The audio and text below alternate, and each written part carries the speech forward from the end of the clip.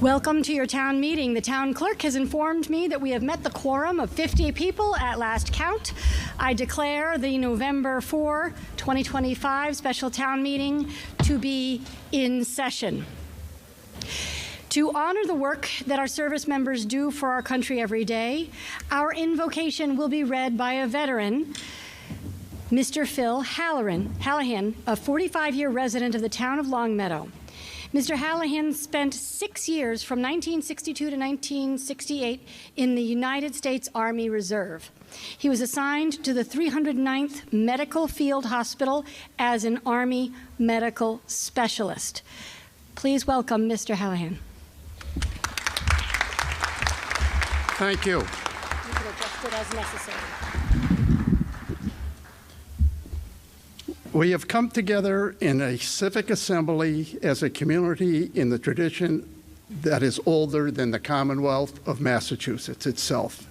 We come together to make decisions about our community. As we deliberate, let us advocate for our positions, but not at the expense of others. Let us remember that there is an immense gap between saying, "I am right," and saying, "I believe I am right," and that our neighbors with whom we disagree are good people with hopes and dreams as true and as high as ours. Let us also remember that, in the end, caring for each other in this community is of far greater importance than any differences we have. Thank you. Thank you. Thank you. Please now welcome Abby Golden, a Longmeadow High School 10th grader and a regular town meeting volunteer. Her favorite subjects are history and English, and she loves to bake, volunteer, and read. She will lead us in the Pledge of Allegiance. For those who are able to or wish to do so, please rise. We will have a moment of silence afterwards. Abby? I pledge allegiance to the flag of the United States of America and to the republic for which it stands, one nation, under God, indivisible, with liberty and justice for all. Kindly remain standing for a moment of silence, please, to honor and remember those service members who have sacrificed for our country.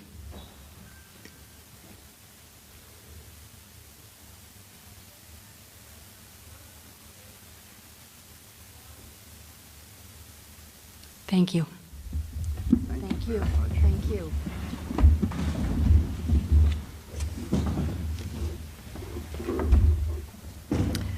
I welcome you to town meeting, our town's legislative body. To any first-time voters and to visitors, I offer a special welcome. Town meeting as a local legislature involves some rules. Some of you are very familiar with them, others less so. The basics are, if you don't know how to do something, ask. At the yellow microphone, come right up, or ask one of the volunteers.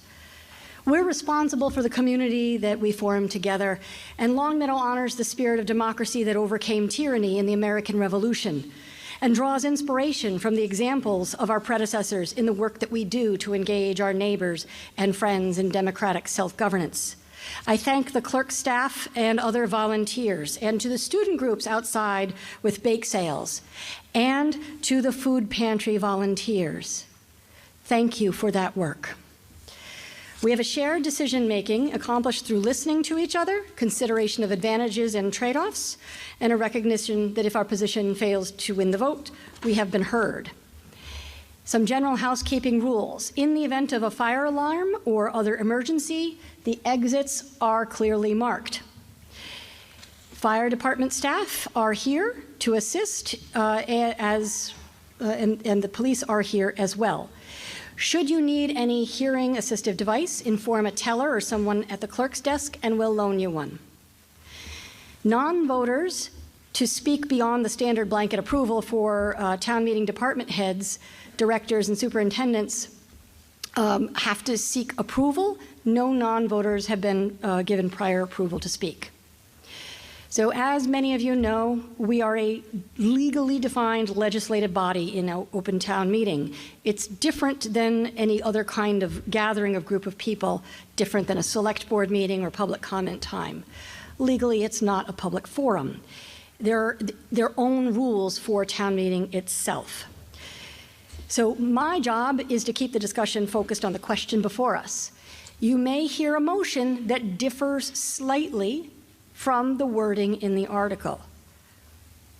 I will determine what is in scope and what is out of scope, but we vote on oral motions, not on the written words that are in there.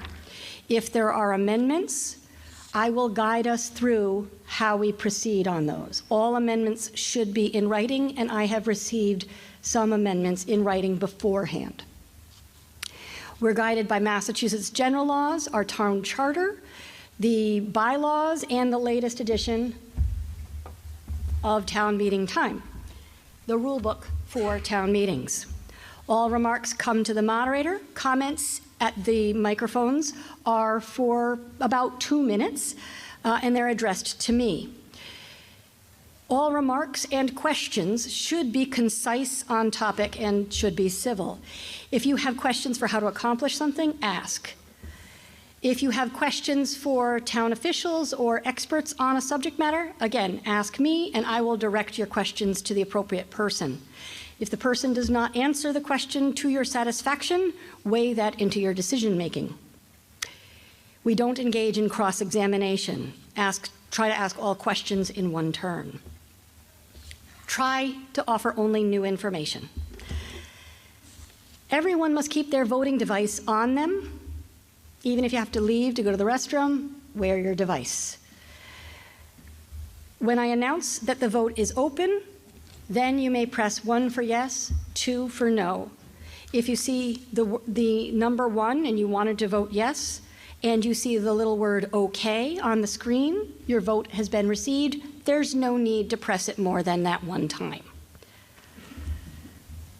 If you see a 2 and an OK, that means a no vote was received. There's nothing more to do except wait until we tally the vote. We're going to do a test vote, so we'll see if you have any of the following clickers, and we'll offer a question. If you have clicker number 76, 142, 146, 49, or 62, please come on down. Do we have any winners? All right, we got one over there. Excellent. Come on down. We got one over here, one back there. As long as we have about 3, that's good enough. It means the others haven't come. Please come to Mr. Barbieri, he's the assistant town manager. We got one here too? Okay. So we're going to offer a test question, and you all are going to see if your vote was received. And you can either come in front or in back, it doesn't matter. And the question? The test question is, chocolate is the most popular ice cream flavor. Press 1 for yes, press 2 for no. The vote is now open. So you all press 1 for yes or 2 for no. Remember how you voted. And then you're going to see on the assistant town manager's screen. And then, was your vote received as accurate? Okay. The vote is now closed.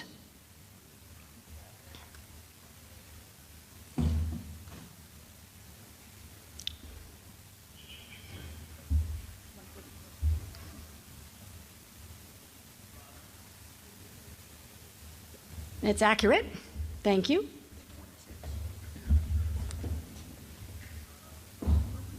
Accurate. Thank you. Oh, that's terrific. Accurate. Last one.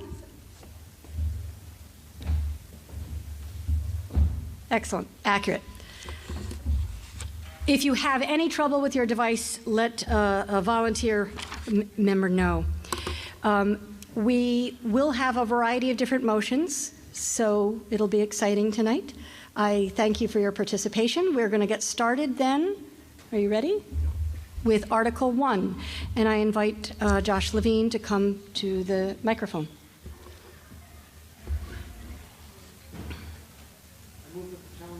Oh, hold on.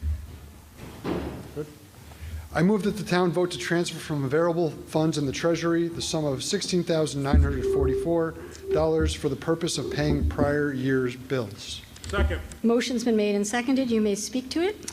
Obligations of the town from the prior fiscal year were discovered since the closing of the fiscal year 2025 books in early September. As often happens, bills from the prior fiscal year unexpectedly arise after the close of the books of the preceding year.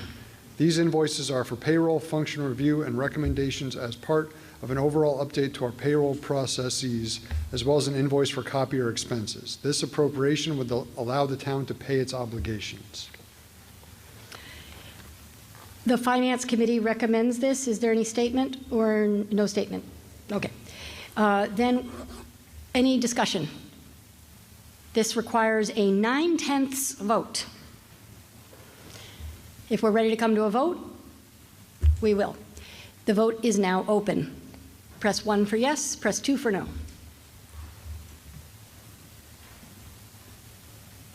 Oh, watch out. This one's wobbly. We're good? 5 more seconds. Yeah.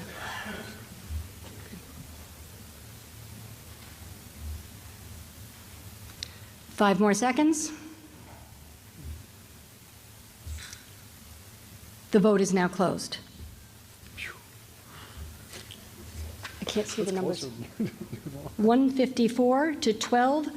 The motion passes with a 9/10, more than a 9/10 vote. What's that? I can't see it.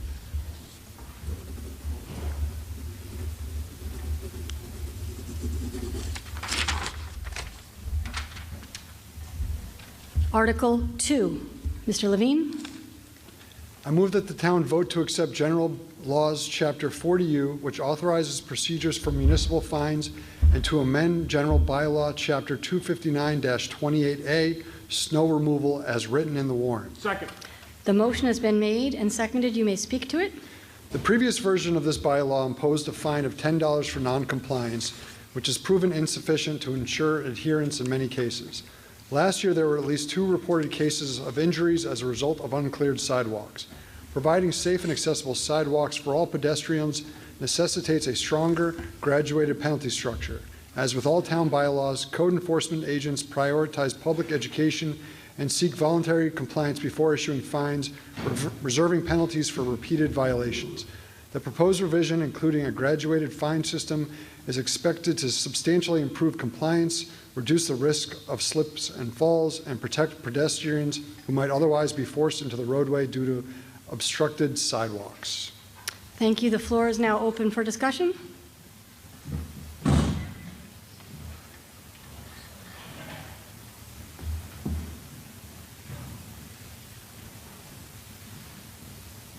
Please state your name and address. Lisa Dearness, 72 Colton Place. I just am saying that I support the intent of this, and I even support the fee amount. But my concern, and maybe I should have done this as an amendment, is that the language as written is very, very rigid. I have looked at other towns in Massachusetts and throughout the U.S. that have very similar bylaws and ordinances. And what they typically say is that if a person's in violation, they may be fined or they are subject to a fine. The proposed language doesn't say that. It says you will be fined. And even though the explanation in the warrant is very reassuring about it would only be repeat violators, et cetera, I feel that that language should be captured in the proposed bylaw, because as it is now, it is rather toothless and unenforceable, that the language in the warrant. You know, we had 21 snow events or icy mix events in Longmeadow last season. That's practically 1 per week.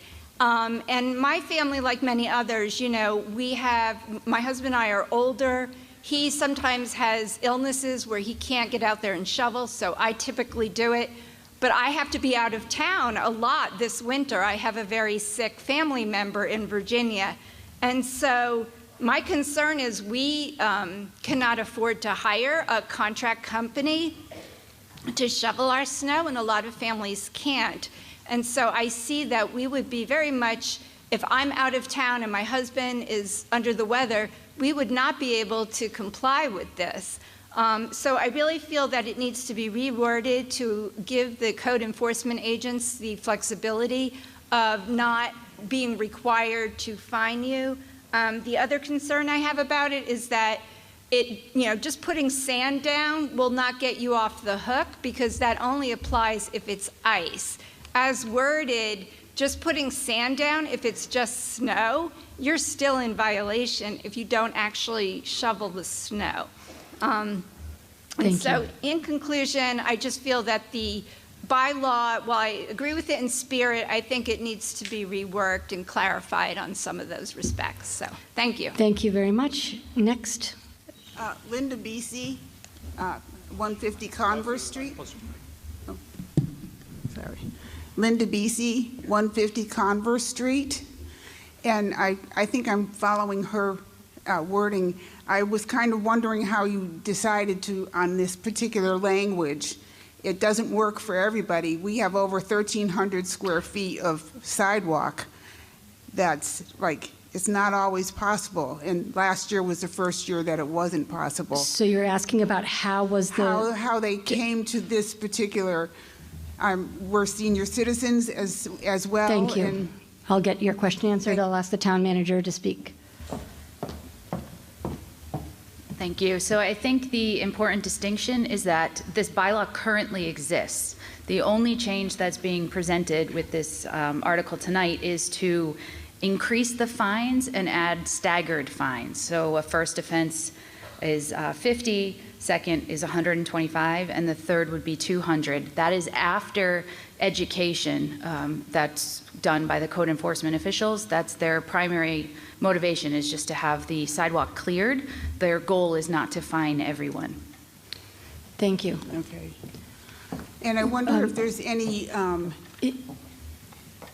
Go ahead, ask this question. And no, it's totally fine. For everyone, though, it's helpful if you ask all your questions at once, because each time counts as a speaking turn. Go ahead, Ms. Beasy. So we live on the corner where every plow goes by us 50 times a day. So that means that the end of the walkways, the end of the driveways are like cliffs that we can't get through. So that's what I'm wondering. How do you get through that?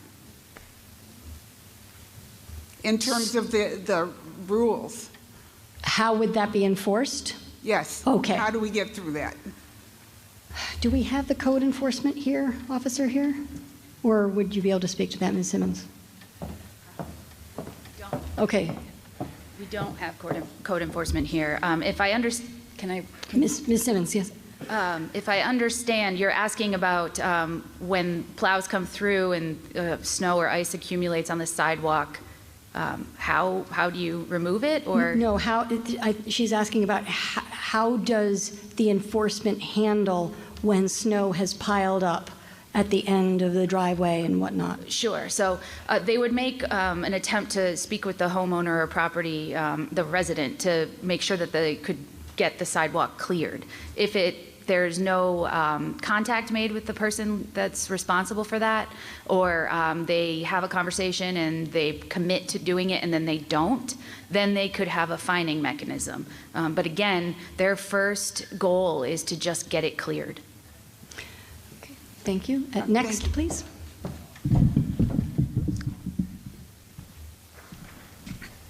Kurt Friedman, 24 Ridge Road.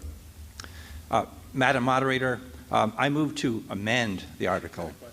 Thank you. There's been a motion to amend. Mr. Friedman sent it to me in advance. And he has also asked to speak to this motion to amend with some assistance from some slides. Let me first get the full motion read. So please say your motion, and then I'll ask for a second, and then I'll ask you to come up here and speak to it. Madam Moderator, Yes. I move to amend Article 2 as presented. Please say what you would like. So adding, deleting, Okay. I'm looking to delete the phrase "on which or adjacent to which there is." This phrase is confusing. nope, just say what you're Okay. trying to do first. And then I'm looking to substitute that with abutting upon. I'm looking to delete the $10 violation. I'm also looking to delete the failure to comply with this section will result in a fine of $50 for the first offense, $125 for the second offense, and $200 for the third or subsequent offense. I'm looking to add fines for residential properties failing to comply with this regulation. First violation, $25. Second and each subsequent violation, $50. Fines can be issued for each subsequent 24-hour time period until the subject violation is resolved. Thank you. Is there a, And then there's more. there is, The number of sidewalk snow removal violations for each property address is counted from October 15th through April 30th for each winter season. The violation count for all types of properties is reset to 0 at the beginning of each winter season.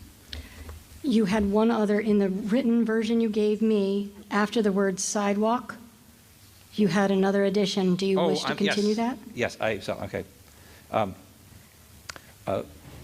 We're looking to add the phrase, clear the sidewalk to its full width.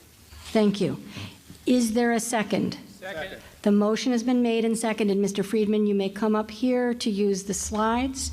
And while he is coming up, I will remind folks of what the additions are. We will also be able to see this on a screen.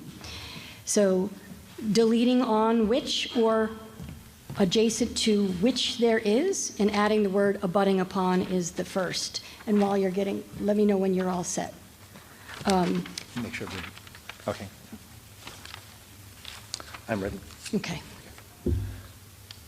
First, we have a map of Long Meadow. This is from the Long Range Plan. Here's a map of our streets. Here's a map of our sidewalks.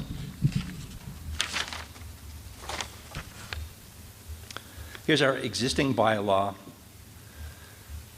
And this was a person who is a resident or an owner of property on which or adjacent to, and look at the phrase or adjacent to, which is a hard surface sidewalk that is under the control of the town, shall clear the sidewalk of ice and snow within 24 hours after the precipitation ceases to fall. If the sidewalk becomes covered with ice, that cannot be readily removed. The resident or owner shall place sand or ashes on the sidewalk to render the walk safe for pedestrians. A violation of this subsection is punishable by a fine of $10. And here's the proposed article. And this was read before by the selectmen. I won't have to read it again. Once again, notice the phrase or adjacent to which. Here's Mass General Law, Chapter 85, Section 5. Cities by ordinance and towns by bylaws may provide for the removal of snow and ice from sidewalks within such portions of the city or town as they consider expedient by the owner or occupant of land abutting upon such sidewalks. Such ordinances and bylaws shall determine the time and manner of removal and shall affix penalties, not exceeding $50 in the case of a city or $10 in the case of a town for each violation thereof. Concerns with the presented, let's skip down to, I'm not going back. Mass General Law, Chapter 40, Section 21. We're just going to read the first couple parts. Towns may, for the purposes hereinafter named, make such ordinances and bylaws not repugnant to law as they may judge most conducive to their welfare, which shall be binding upon all inhabitants thereof and all persons within their limits. My interpretation of that sentence is that the punishment needs to fit the crime. Okay, going back to, And if you'd like to have the actual bylaw screen up, we can do that. sh- You can keep going. okay, so the concerns.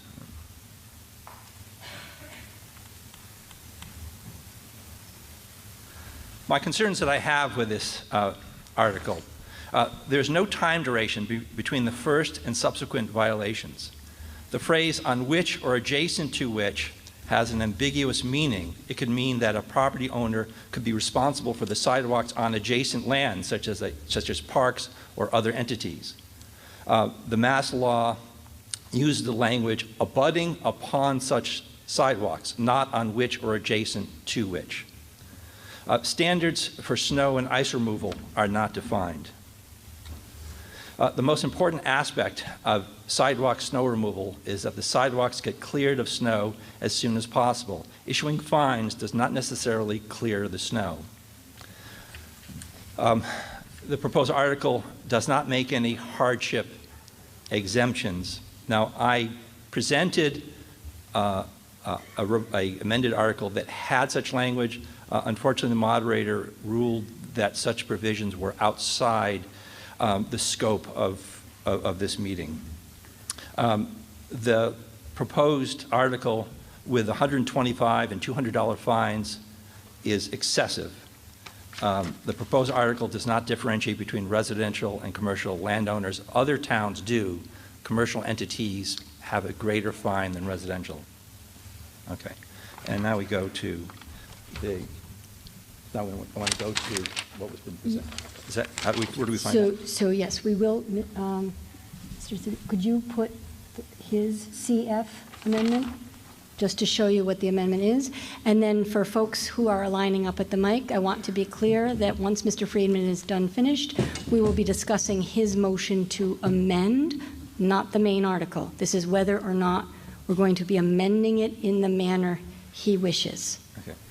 And so So, please come to a conclusion. A person who is a resident or an owner of property, when we're deleting "on which" or "adjacent to which" there is, and then we're adding "abutting upon." So let me just read it as intended, since I already stated it. So I'll just read it through as it's intended to be heard. A person who is a resident or an owner of property abutting upon a hard surface sidewalk that is under the control of the town shall clear the sidewalk to its full width of ice and snow within 24 hours after the precipitation ceases to fall. If the sidewalk becomes covered with ice that cannot be readily removed, the resident or owner shall place sand or ashes on the sidewalk to render the walk safe for pedestrians. Scroll down, please. Fines for residential properties failing to comply with this regulation: first violation, $30; second and subsequent violation, $50. Fines can be issued for each subsequent 24-hour time period until the subsequent, scroll back up, please. Scroll back up, please. Kevin's not on the right. Fines can be issued for each subsequent 24-hour period until the subsequent violation is resolved. And then the last part of it, fines may be issued pursuant to the non-criminal disposition procedures under GL Chapter 40, Section 21, and GL Chapter 40U. Thank you. So we are now discussing the motion to amend as presented. Here at the red microphone, please. And I'm sorry, Mr. Zabawa, can we have the red microphone, please? Oh, hi. Bruce? Yes, okay. Bruce Colton, 91 Whitman Road. The state law that Mr. Friedman put up. And we're going to, if we can, avoid using people's names that the speaker put up is fine. All right, that the speaker put Thank up you.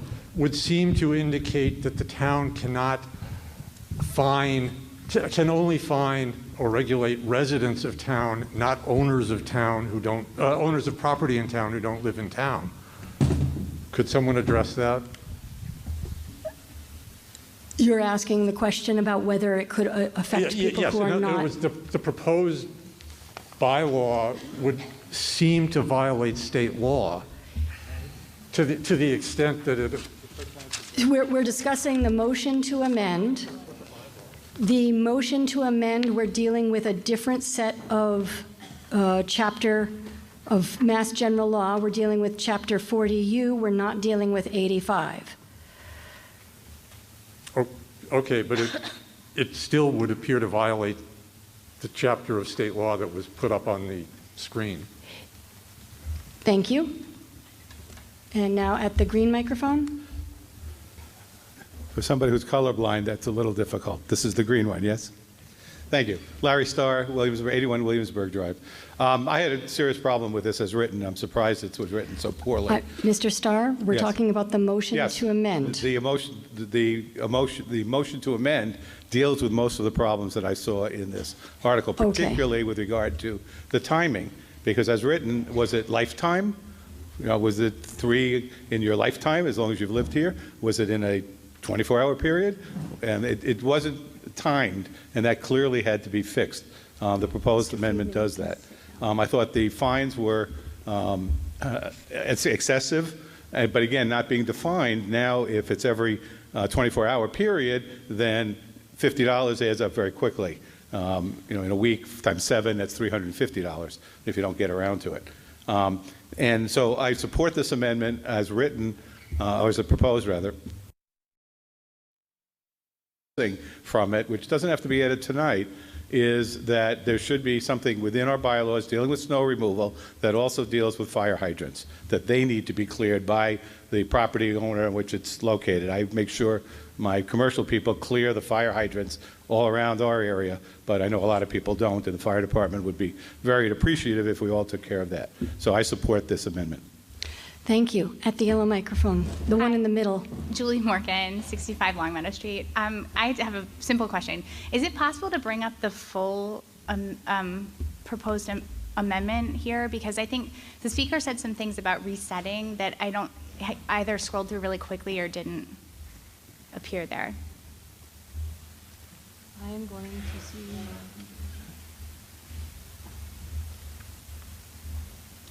Yeah, I think if we're going to vote on it, it would be great for us all to see it.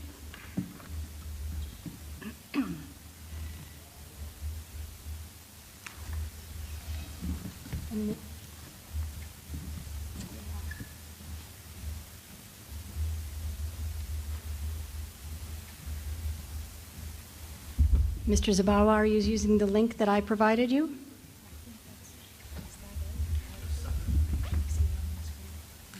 Scroll down.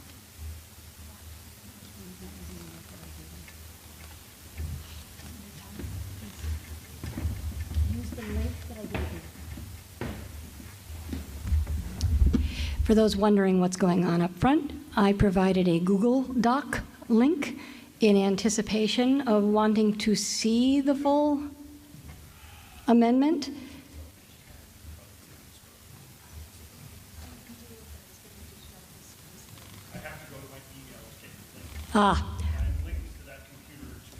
We won't have you flash your email up here. That's perfectly fine.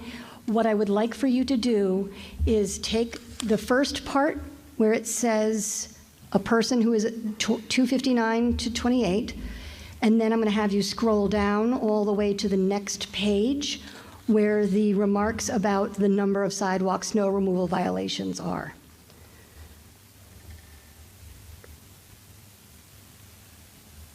Is he going to his email?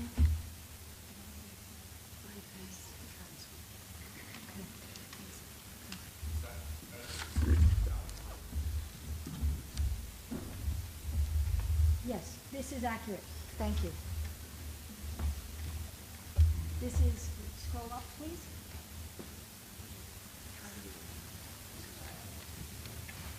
All the way up. You're going to see on the screen the majority of the amendment. I'm going to ask our colleague over here to scroll all the way down to the section in blue where it says the number of sidewalk snow removal violations for each property address is counted from. Keep scrolling all the way down. There we go. That last paragraph where it says the number of sidewalk snow removal violations for each property address is counted from October 15th through April 30th for each winter season. The violation count for all properties is reset to 0 at the beginning of each winter season.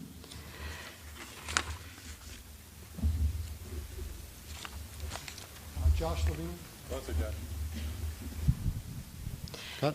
Josh Levine, 78 Farmington Avenue. There may be quibbles with the underlying motion article that we have tonight. I would urge everyone to vote against this amendment for the very reason, that sentence that was just read. If the violations were reset at the beginning of each winter session or season, that would mean that somebody could pay $80 and leave their sidewalks uncleared for the rest of the season. We are trying to do this because people create a dangerous situation, and if there needs to be some teeth to this bylaw. Right now, there's not. You may want to make changes, but I would urge you to vote against this amendment because that is a $80 ticket to say, well, I'm good for the rest of the season. Thank you. Any further discussion on the motion to amend? Nope. Nope. Ms. Morgan? Yes. Hi, Julie Morgan, 65 Longmeadow Street. I think I have some questions about the underlying article, and I think that in many ways the speaker addressed some of those here, but I'm concerned that at the same time that this takes some steps in the right direction, it takes some steps in the wrong direction as well. I think in particular the language about clearing to its full width adds some burden to residents that was not in the underlying article and takes away some of the discretion that I think it was helpful to hear that the I forgot what you call them, people who issue the citations, has some discretion on some of these things, and I think we should keep that. Thank you. Any further discussion?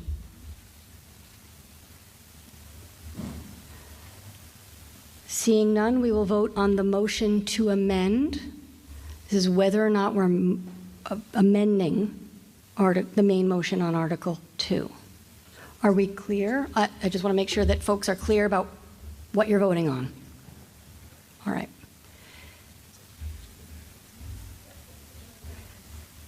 The vote is now open.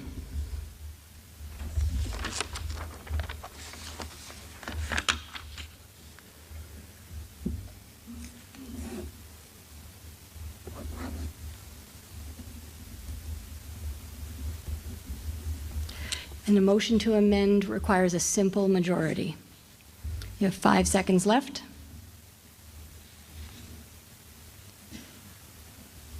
Ready?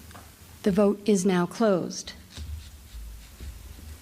With 59, could you please angle that to me? 59 yes, 119 no. The motion to amend fails. We will now return to discussion. One moment of motion to amend fails.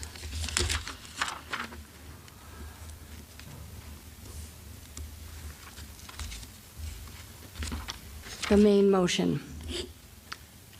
Mr. Starr. Thank you. Again, Larry Starr, 81 Williamsburg. The intent of the proposed bylaw modification is very good.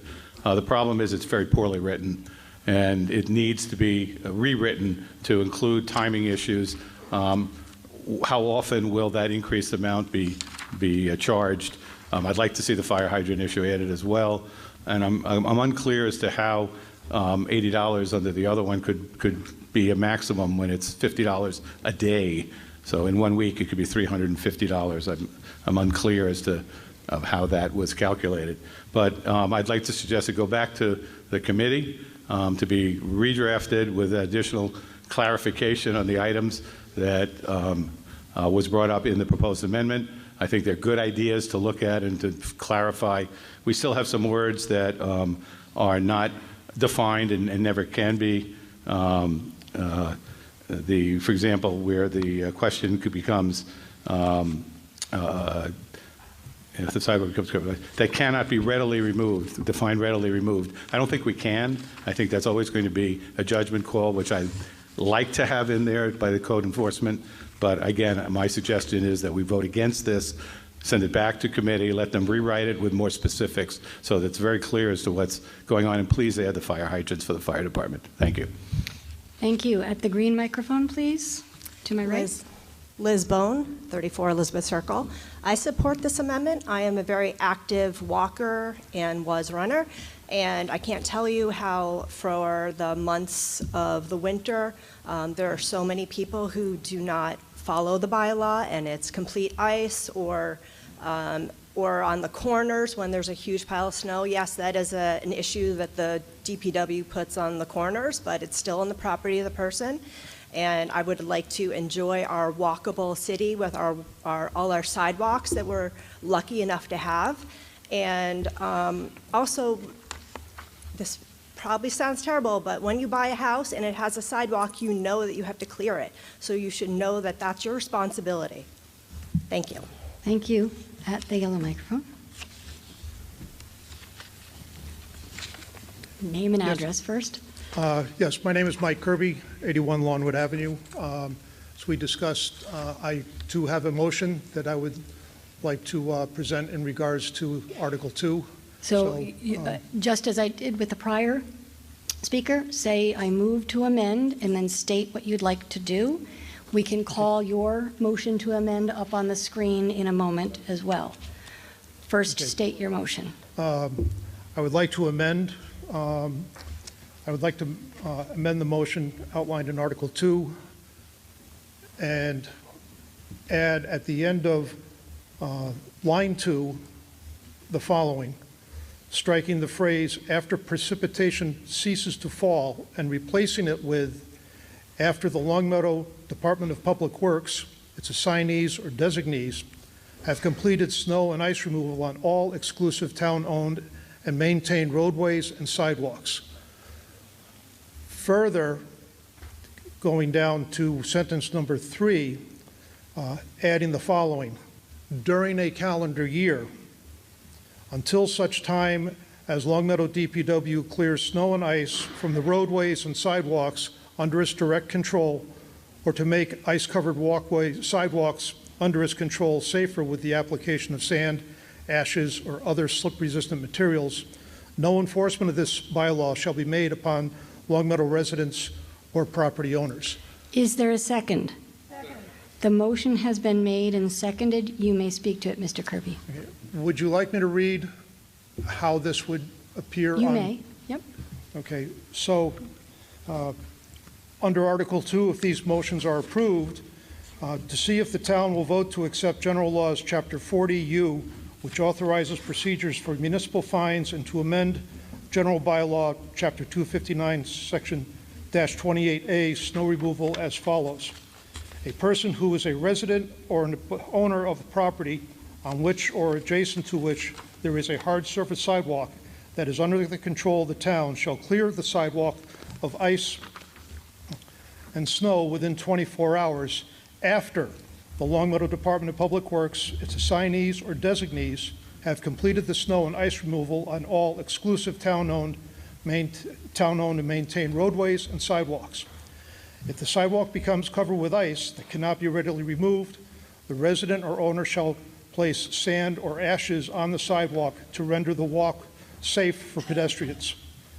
Failure to comply with this subsection will result in a fine of $50 for the first offense, $125 for the second offense, $200 for the third or subsequent offense, during a calendar year, until such time as Longmeadow DPW clears snow and ice from the roadways and sidewalks under its direct control, or to make ice-covered sidewalks under its control safer with the application of sand, ashes, or other slip-resistant materials. No enforcement of this bylaw shall be made upon Longmeadow residents or property owners. Now, just wanted to add, in your original, you retained the last sentence. Is that still accurate? Yes. Okay. Fines may be issued pursuant to the non-criminal disposition procedures under General Law, Chapter 40. Okay. Yes. Thank you. I'm sorry. Nope, that's, I just wanted to make that clear. Now, if I could just You may continue speaking to make it. a Yes. couple of points here, a few points. I understand the significance of this article, and there is definitely, as the last speaker had mentioned, the need to make the sidewalks in Long Meadow as safe as possible for pedestrians, especially in the winter. However, the change in the fine structure for this bylaw, to me, is extreme and may be burdensome to some residents for a variety of reasons. Gone are the days when a neighborhood youth would prowl the streets with snow shovel in hand, looking for sidewalks and driveways to shovel for a few bucks.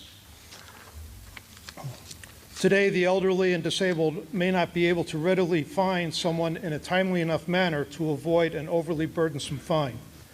If the town chooses to impose such a heavy fine upon its residents and property owners for taking more than one day to clear the sidewalks of snow and ice, then I feel this bylaw should direct the town to lead by example. The town's code enforcer should not be authorized to issue warnings or bylaw citations until at least 24 hours after the town has lived up to its responsibility to clear the roadways and sidewalks under its control. It's only fair to the residents and property owners that the government do what we pay them for first before they go about demanding our obedience. Further, the original proposal in this article is vague in application of subsequent fines, particularly from year to year. Adding the phrase calendar year clarifies the structure as commencing on January 1st and culminating on December 31st and begins anew on January 1st.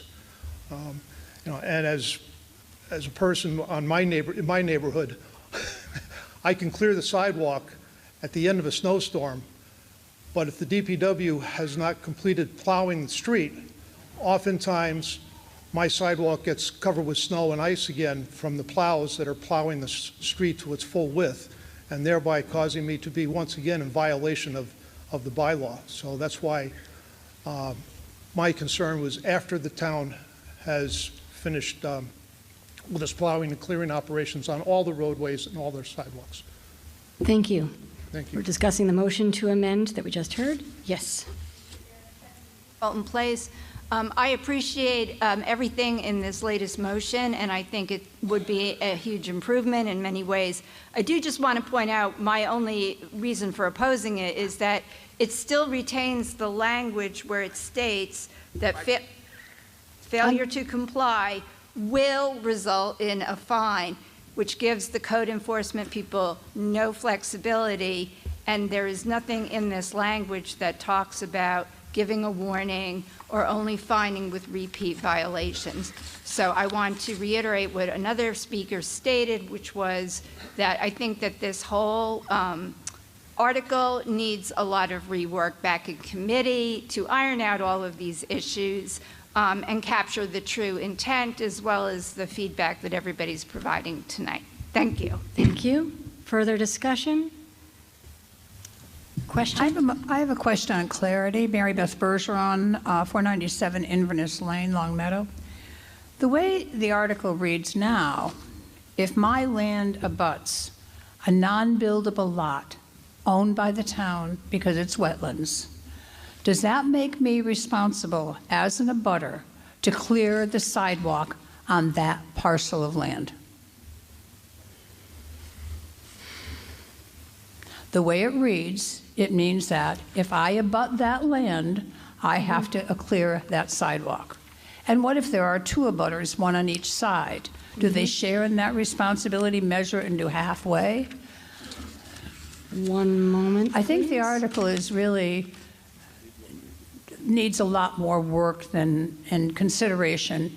And I also consider it a little unfortunate that it's coming up in November when we're all looking at snow removal very soon. If this was happening in May, there wouldn't be quite so much discussion, perhaps.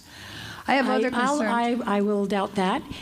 You want to ask a follow-up while we... You can ask a follow-up question, and I'll look to see who can answer that question. I'm not sure that we have anybody who can answer it here tonight. Can you answer that? Or if you're in?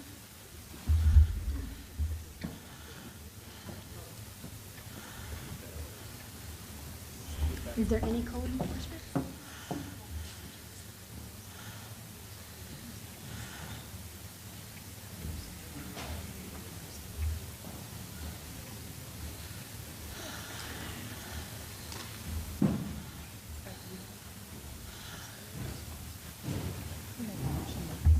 Ms. Simmons.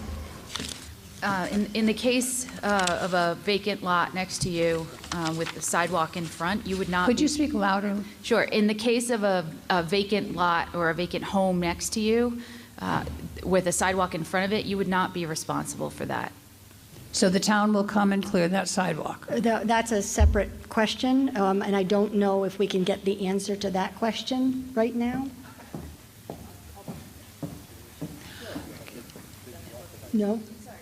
Oh, no, I'm sorry. So, Madam Moderator, I have a question. So we're not doing cross-examination. So if you have all your questions, ask them all at once, please.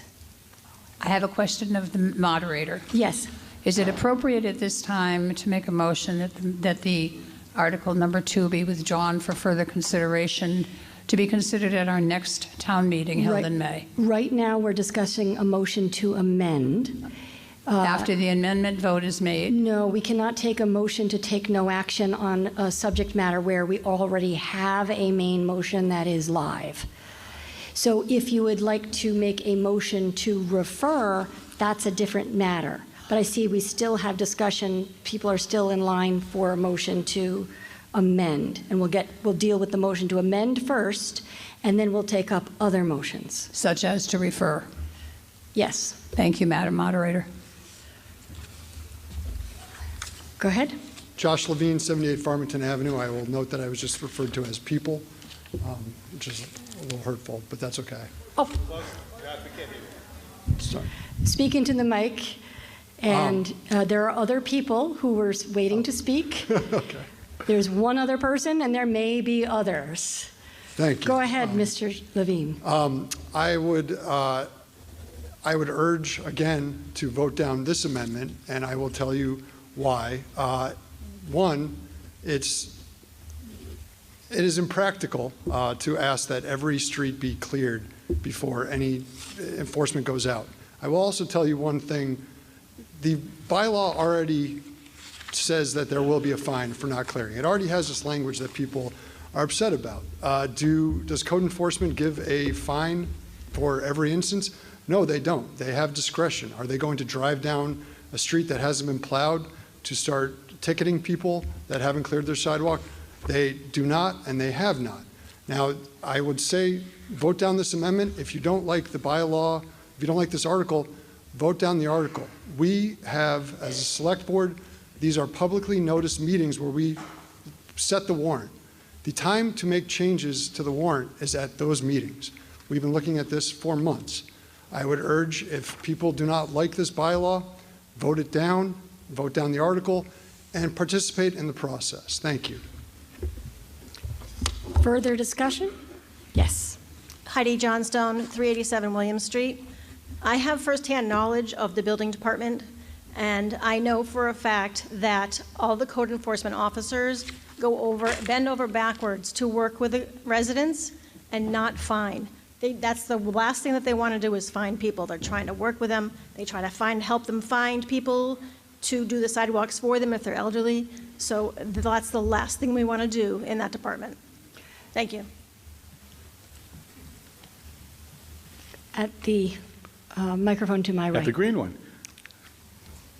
Larry Starr, 81 Williamsburg. I would just like to add that the understanding of what this body is the legislative committee. It is our job to do exactly what we're doing. And the fact that the select board does its job and then brings something to us and says that we shouldn't change it is simply not the way our government works. Okay, this is our legislative body, this is our job, and if you don't like it, then change it. But this is the rules and this is the way it works, as the moderator explained at the beginning. This is our job. So we have, and please, thank you. We have a motion to amend on the floor. Are we ready to come to a vote on the motion to amend?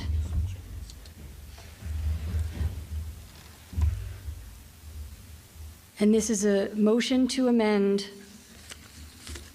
that was previously on the screen. The vote is now open. The motion to amend requires a simple majority.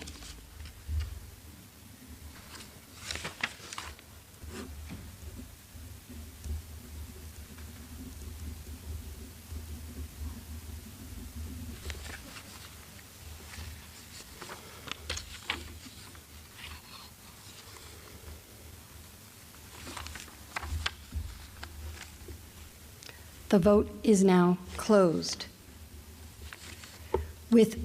Please angle it. With a yes vote of 46, a no vote of 124, the motion to amend fails.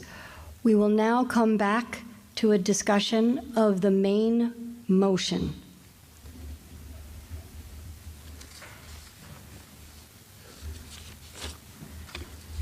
It's got to be turned on. Just wait a moment, please, and it will get turned on.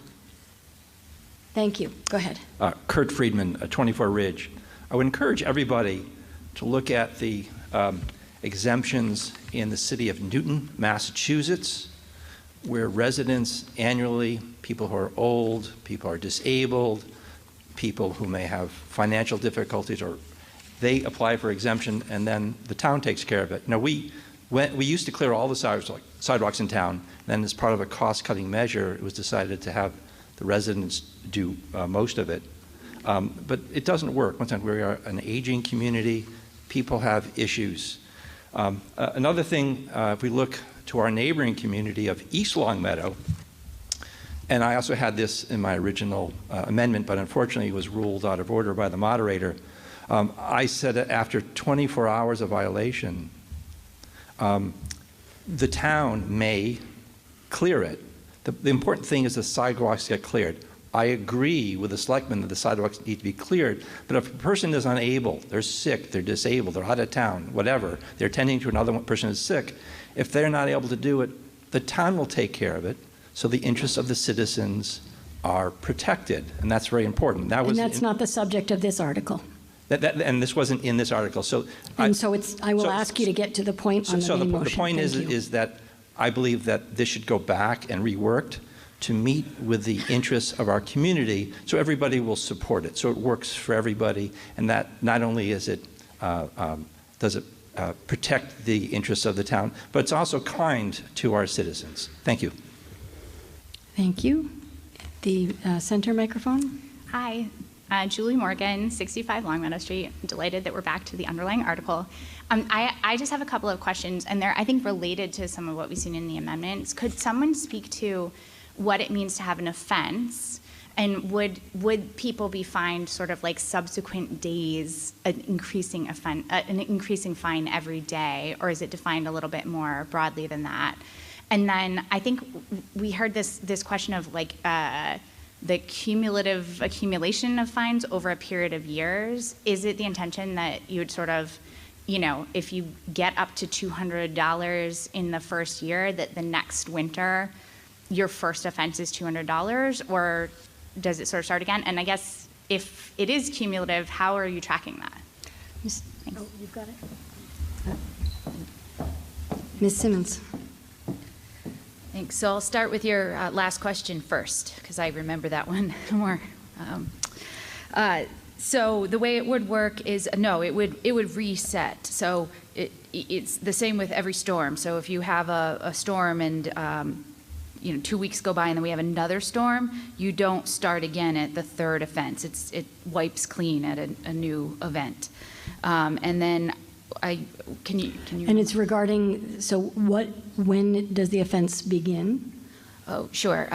So some of that is under the discretion of code enforcement. So if they go out and the storm had ceased, snow had stopped, or precipitation had stopped, 3 days, and nothing had been cleared, they'll go and figure out and have a conversation with the property inhabitant to find out what's going on. Maybe there are extenuating circumstances, and then they'll work with that person. If it is just blatant disregard for needing to clear it and make it safe, then they can start using that fine ability.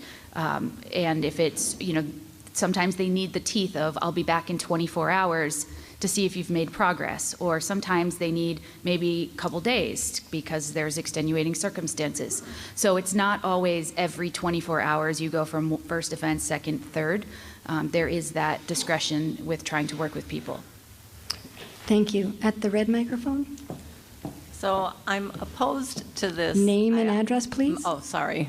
Teresa DiGiulio, 8 Woodside Drive. I understand the article, and I understand why you want to have this. We want our sidewalks plowed, and we want them safe for everyone to walk. However, fining your residents extremely such, I don't think that's right. Years ago, for those of you who are longtime residents, the town used to plow all of the sidewalks. The town used to pick up all of the leaves if you've raked them to the curb. I remember those days. We are taxed to the hilt, and we don't get the services we once did.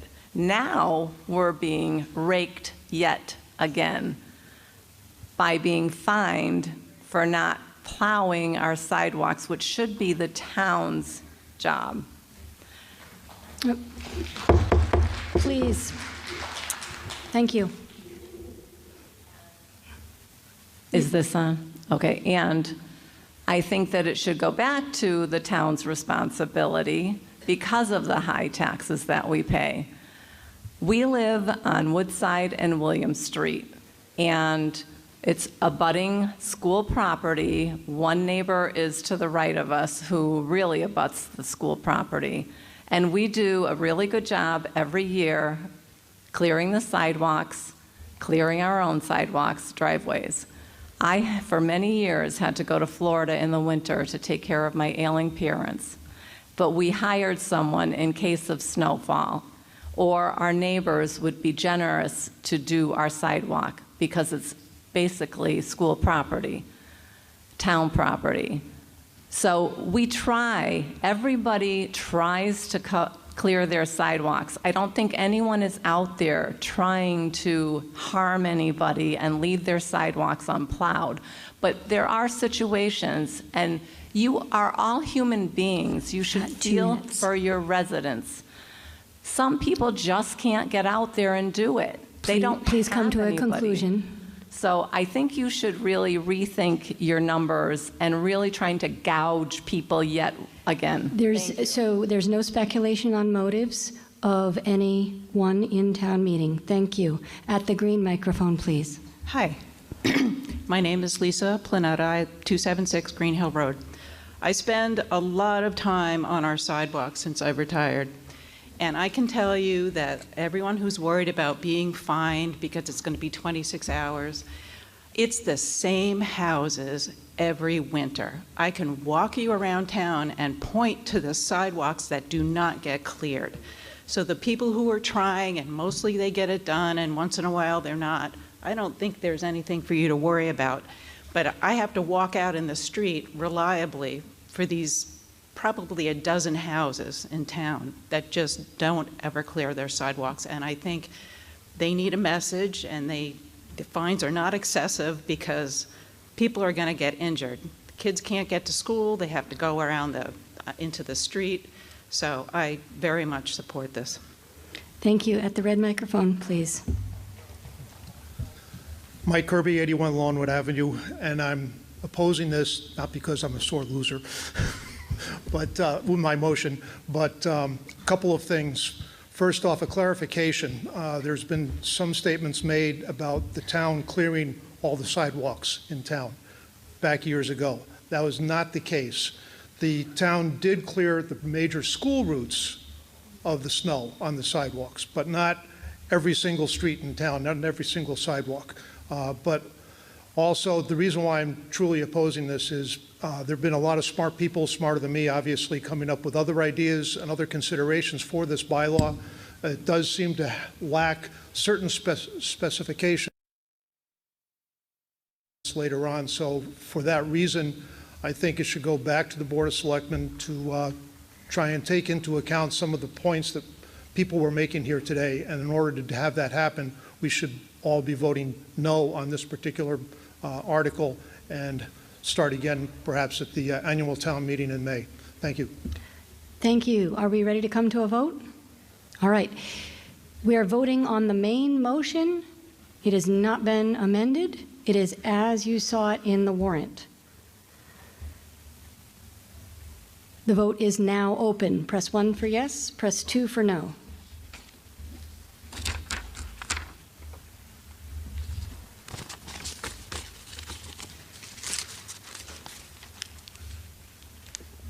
Five seconds left.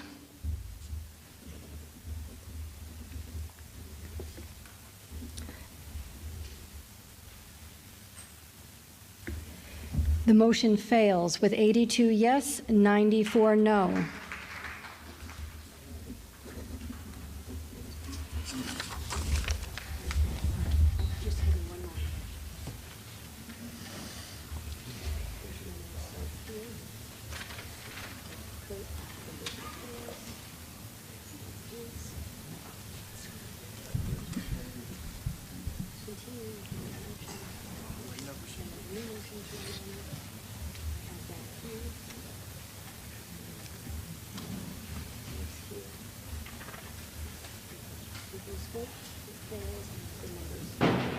There's a football season going. Thanks for your patience, folks. Article 3, Mr. Levine. I move that the town vote to amend its zoning bylaws with respect to the floodplain zone by amending section 315-15 entitled floodplain zone as written in the warrant. Is there a second? Second. You may speak to it, Mr. Levine. In September 2024, it was identified that Longmeadow's floodplain bylaw was not in compliance with the state's 2020 Massachusetts Model Floodplain Bylaw, a requirement triggered by the adoption of new flood maps in July 2023. Town staff worked with Massachusetts Department of Conservation and Recreation's Flood Hazard Management Program to update the bylaw to meet minimum state standards. The required edits have been incorporated and no new unique content unique to Longmeadow was added, though more stringent pre-existing local provisions were retained. Planning Board recommendation, please.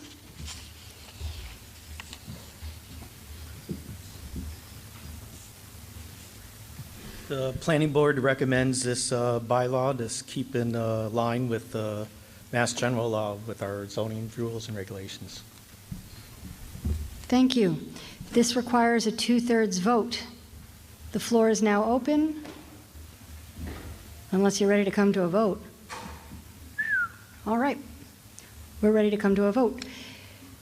The vote is now open.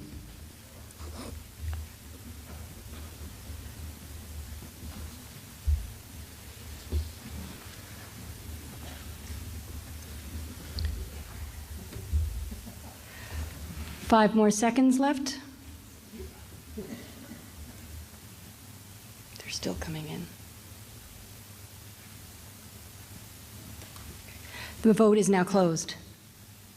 With 140 yes and 25 no, the motion to approve has been approved by a 2/3 vote.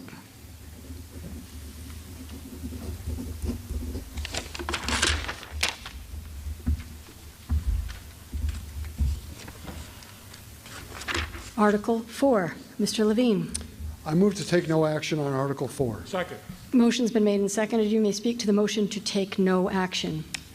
Town Council is in the process of seeking a formal written opinion from the Department of Revenue on the interpretation of Mass General Laws, Chapter 44, Section 53E, 1/2, revolving funds.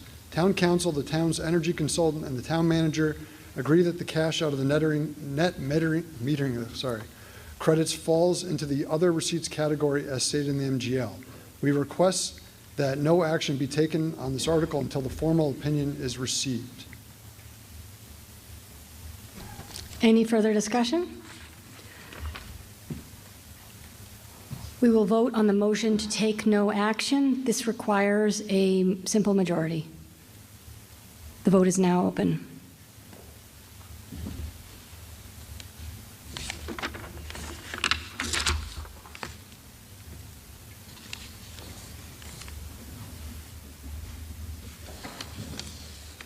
5 seconds left.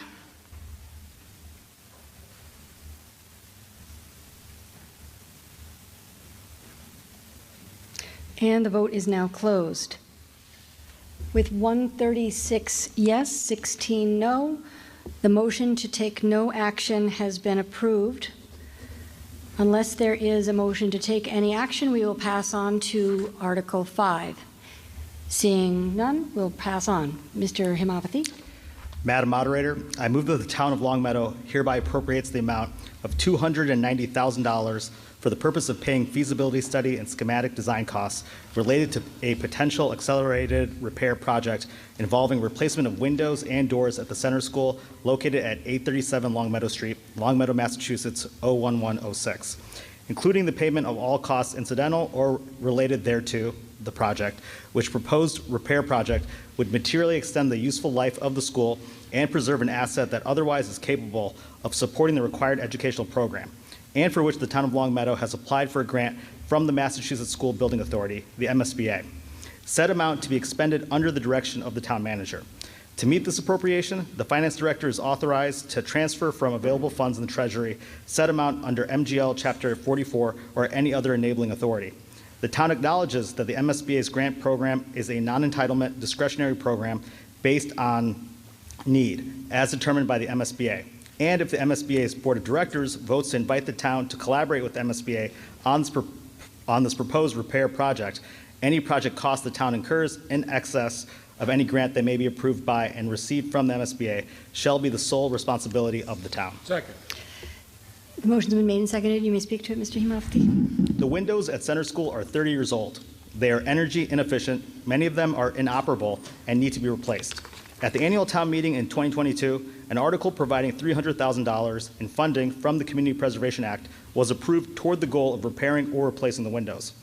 During further estimating work, it was determined that the cost of the windows would greatly exceed what the town had available in funding through the Capital Improvement Program and other funds, ARPA.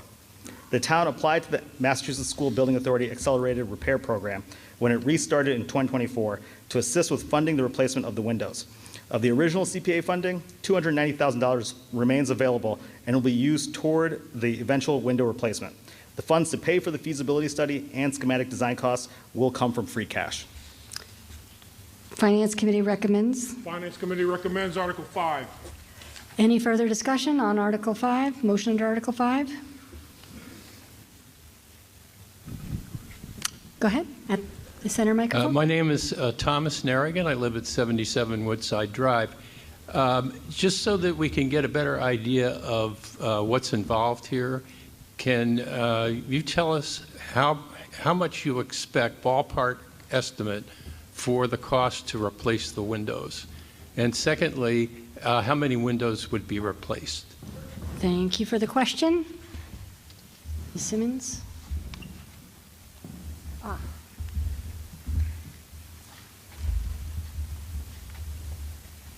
Mr. Georgantis, do you want to answer that question?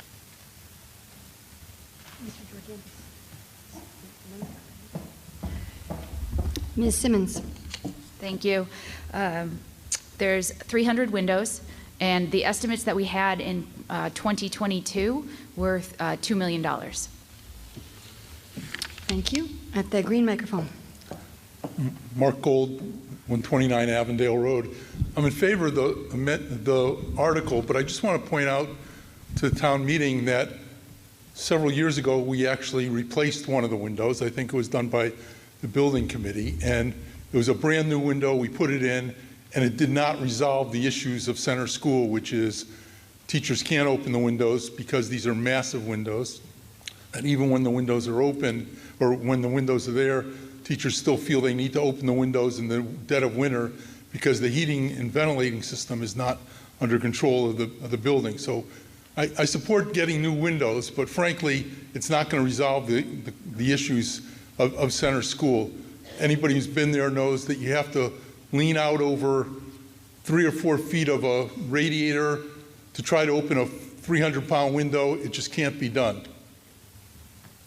Thank you. Further discussion? Excuse me, Larry Starr, 81 Williamsburg. I have a question. We have already authorized $300,000 towards part of this project, And as it turns out, we need a feasibility study to determine whether we can do this project. I question why we're keeping that $300,000 in a fund to pay for something that we don't know if it's feasible. Why don't we just use that $300,000 to pay for the feasibility study? It will tell us what we need to do, and then we can decide if we want to spend several million dollars. But we've already allocated $300,000. Why not use that for the $290,000 feasibility study? That seems to be the logical approach. Why are you squirreling this money away? It would be my question. So why is the money being set aside? Ms. Simmons. In conversations that I had with the chair of the Community Preservation Act Committee, he felt that the article for the CPA funding in 2022 was for windows and not for a feasibility study or design. The reason we have to do a feasibility study and design is dictated by the MSBA. We just found out that our project was approved for the accelerated repair program. When we built this warrant, we were unsure if we would be accepted in, and last week MSBA voted that this project was accepted in, and so that triggers the requirement of a feasibility study and design. Next. Kurt Friedman, 24 Ridge Road. As an engineer, as a consultant, my approach to this would be do a feasibility, design one window, and then come back and evaluate it so that whatever is presented as part of the design we know is a good workable design. Otherwise, we're going to end up multiplying an error by 300 times. It doesn't make any sense. I understand it may be a difficult application, but let's bring in craftsmen, let's bring in engineers, let's design one window. I'm sure it's not going to cost $290,000, maybe $10,000, and then have everybody approve that and sign off on it. Do you have a question? What is your question? So the question is why don't we do a feasibility study on one window and evaluate it instead of trying to fit in 300, which may not work again? Ms. Simmons. Because we are part of the MSBA Accelerated Repair Program, they dictate what we can and cannot do, and we're following their rules in this. Yes. Is this on? Mary Beth Bergeron, 497 Inverness Lane, Long Meadow. During the period of time, and I guess currently, I'm the chairman of the Permanent Building Committee, when the initial issue came up about the windows at Center School. At the Building Committee's recommendation, we suggested to the DPW that one window be purchased and installed and see if that would solve the issue with the teachers unable to open the windows.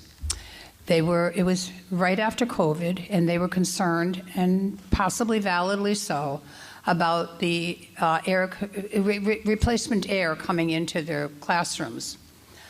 The new window was installed, and we were present at the school probably 15 minutes after the contractor was finished. The window was closed. I could not open the window. Now, I will grant you, I'm not a young woman. Most teachers are young women. There is a depth this deep that you have to lean over that is the heating system for each of the rooms. I had two men from the building committee with me. Together, they could not open the window. The windows are very broad, and so the weight is distributed over a wide period, a wide width, and the windows are massive, heavy, heavy windows. Could not open the windows, so the issue was not resolvable, at least that point of time in 2022. That estimate that was given in 2022 for 700 windows, that size equals $700 a window installed. In your dreams, at that time, you would never be able to replace 300 windows at prevailing wage at the quality that those windows were for $2 million. So I think that it is misleading to let the people here think that we're going to get 300 new windows for that amount of money. That being said, I personally am very much in favor of the feasibility study being done, because then it should be determined by professional people, outside professional people, whether it actually resolves the issue of the inability to open the windows for airflow. Thanks. Thank you. Any further discussion, or are we ready to come to a vote? Seeing none, we will come directly to a vote on the motion under Article 5. The vote is now open.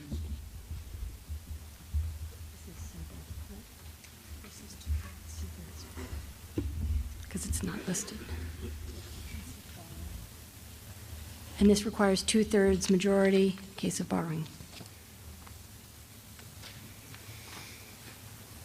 It's not, no. Ms. Federer? My note says it's only simple majority. I want to confirm that. It's 2/3. Okay. I just want to make an announcement in terms of the voting system. We're going to just pause the vote because the voting system was not prepared for a 2/3 vote. I apologize for that. We're going to get it straightened in just a moment. But well, no, I'm going to declare 2/3. We're not going to mess around with it. It's 130, please turn it. 132 yes, 37 no, 2/3 majority has been approved.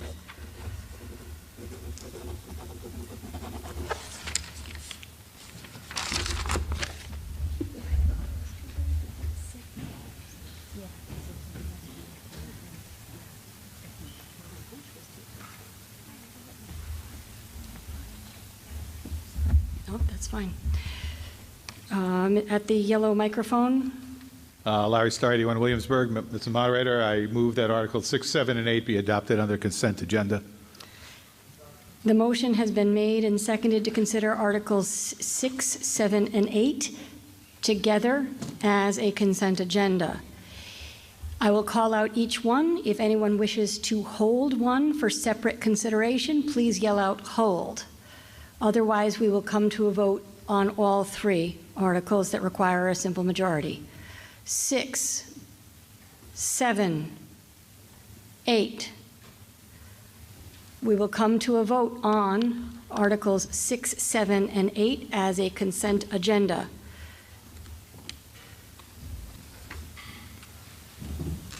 The vote is now open.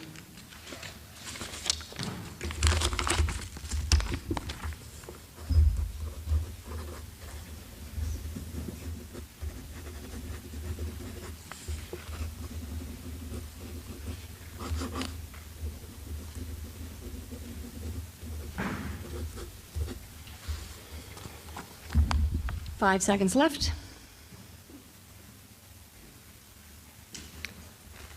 And the vote is now closed. With 142 yes, 13 no, the motion has been approved.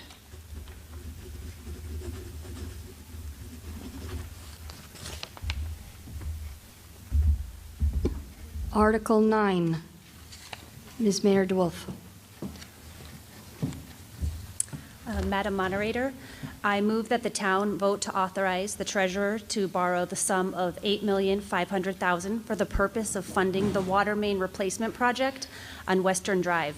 And to meet this appropriation, the treasurer, with the approval of the select board, is authorized to borrow said amount under and pursuant to General Law, Chapter 44, Sections 7 and 8, or pursuant to any other enabling authority, and to issue bonds or notes of the town, and to be repaid in first instance from water system charges. Second. The motion has been made and seconded. You may speak to this. Thank you. The town recently completed a water main replacement capital plan. The Western Drive water main was identified as high priority in this plan. Additionally, the DPW's current objective is to do predecessor projects for water, sewer, and stormwater prior to road paving. This area of the town is currently in need of pavement upgrades. Water main included are Western Drive, Severn Street, Hillcrest Ave, Warwick Street, Sterling Street, Claremont Street, Windsor Place, Field Road, Wildflower Lane, and Pleasant View Ave. Design for this project was funded at the fiscal year 2025 annual town meeting. Finance Committee recommendation? The Finance Committee recommends Article 9. Thank you. Further discussion? Yes. Madam Moderator, I have a few. Name and address, please. Tom Shea, 81 Green Meadow Drive. I have a couple of confirmations and then questions, so at your liberty, move me to either side. In the wording, the body of the article states water main replacement project on Western Drive. In the descriptor paragraph, it says is to do predecessor projects for water, sewer, and stormwater prior to road paving. Therefore, does not appear to be major road reconstruction mentioned in the body of this article. And can that be funded with debt issued by this article? Only water and sewer items are in the body of the article. Water main replacement. All right, that's your first question. Your second one? Can it be confirmed that it has been the town policy that general account funds pay for major road reconstruction, not water and sewer funds that are used for pipes and related infrastructure that are based on user fees? Thank you. For the first question about predecessor projects and not major road repairs funded with debt, Ian, can Ian answer that question?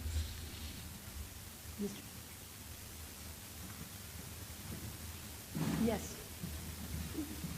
Oh, good. DPW Director, Sean Van Duzen. So I'll try to give you a little bit larger narrative and hopefully it answers your question. Speak closer to the microphone, please. Sorry. And, So, state can you your hear me name now? and position. What? State your name and position. Sean Van Duzen, DPW Director, and I'll try to answer, I think, the gist of your questions in totality. So we have not historically done projects in this manner all at once. We've done water projects as a standalone and sewer projects as a standalone. In this case, we're doing water and sewer together, which is going to create a massive trench in the middle of that road, which is essentially going to destroy the road. So we're going to use the enterprise funds to finish the project by paving it together, which should save in terms of the cost and also allow us to use paving funds for other projects. This is done in a variety of other towns, East Hampton, Northampton, as well as Holyoke. So it's not uncommon, and I think it's something we should be doing so that we're able to utilize our Chapter 90 funding and other capital money for paving for other roads. And the policy question, Ms. Simmons. The policy question is on using general account to pay for major road repairs. What about it? Can we use that? Is it the policy of the select board and town manager to be able to do that? And has it ever been done Mr. Levine, before? Can you answer that?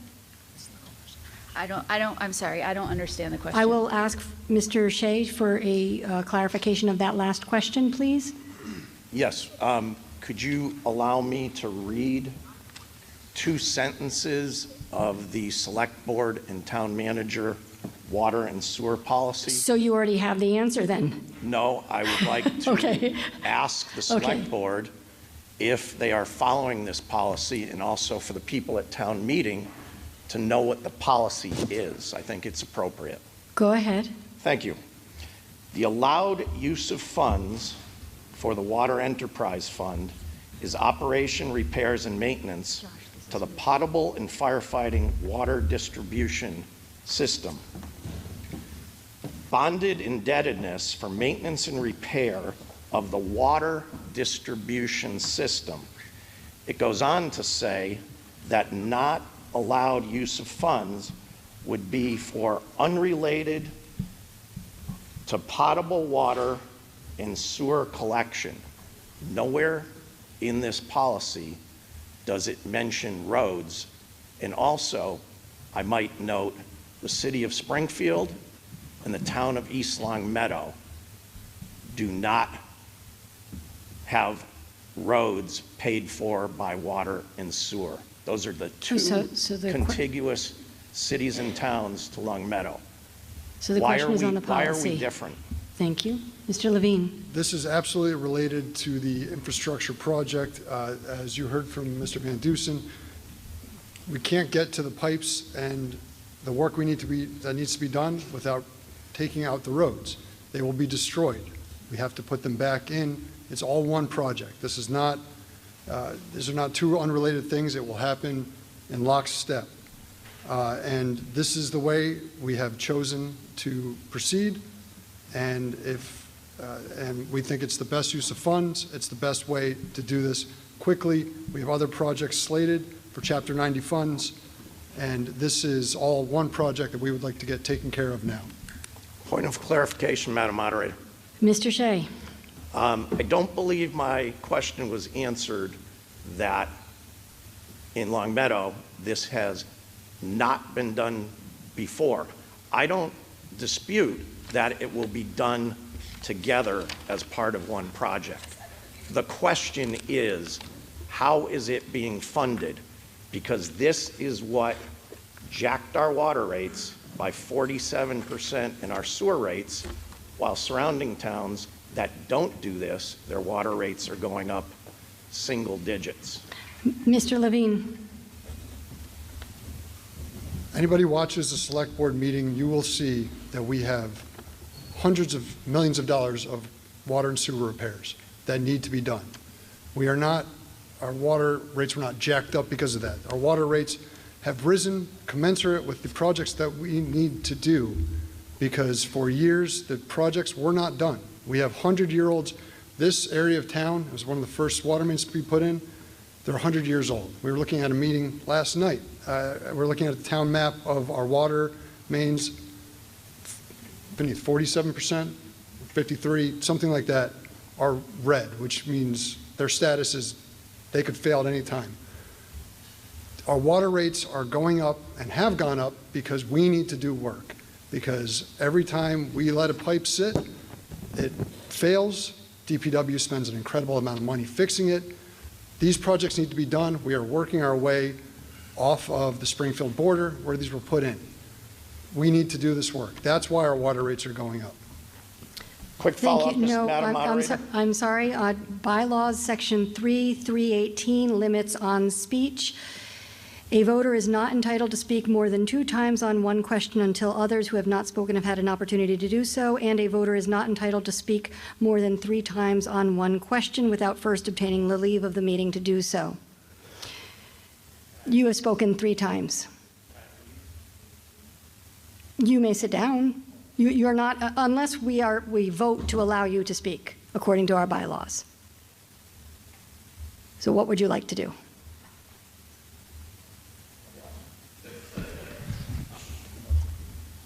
Mr. Friedman?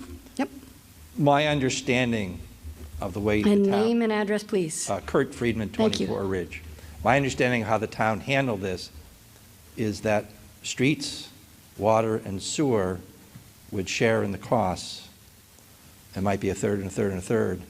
So I have never seen a water and or sewer project also pay for the roads.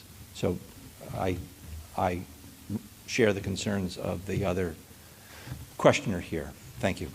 So you're asking you're asking a question, or are you stating? I'm stating that it's my understanding that water and sewer projects were not exclusively paid for by the water and sewer, that the street side, which is our, would pay for some of it, and it wouldn't be the general fund, that it would not be the exclusive expense of the water and or sewer enterprise funds in this case. That the cost, the overall cost of the project would be shared in part by the general fund.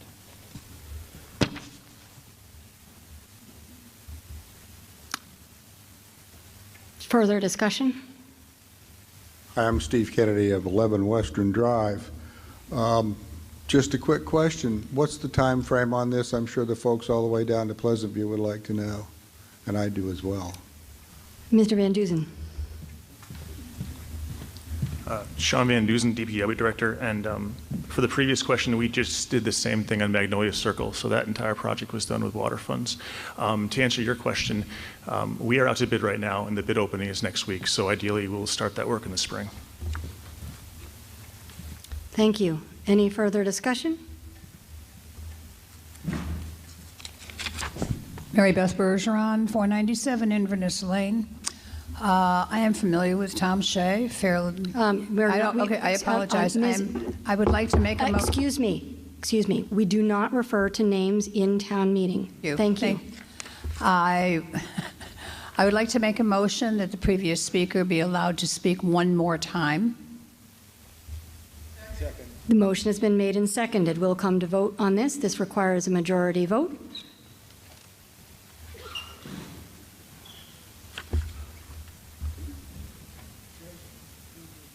Excuse me. We're in a vote.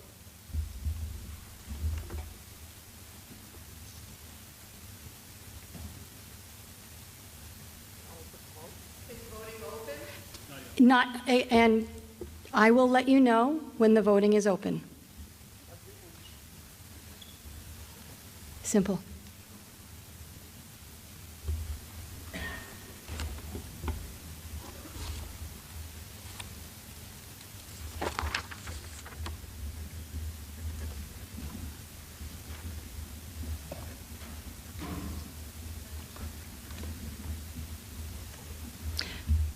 The vote is now open. This requires a simple majority.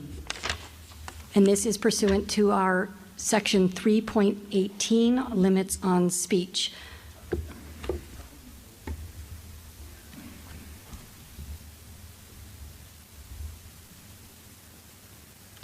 The vote is now closed. 68 yes, 77 no. The motion fails. We will come to a vote on the main motion unless there's any further discussion.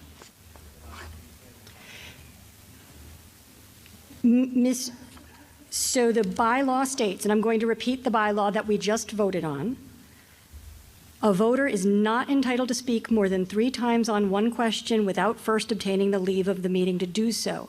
We had a vote on this, and the meeting decided to vote that motion down. So unless there's any further discussion from anybody else, we will come directly to a vote. Thank you. We will come directly to a vote on the main motion. The vote is now open. This requires a 2/3 majority vote, 2/3 vote.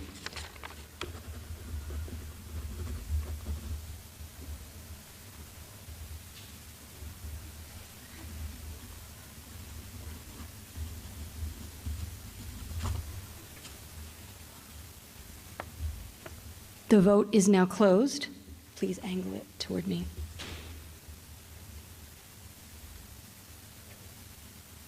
With 114 yes, 29 no, the motion is approved.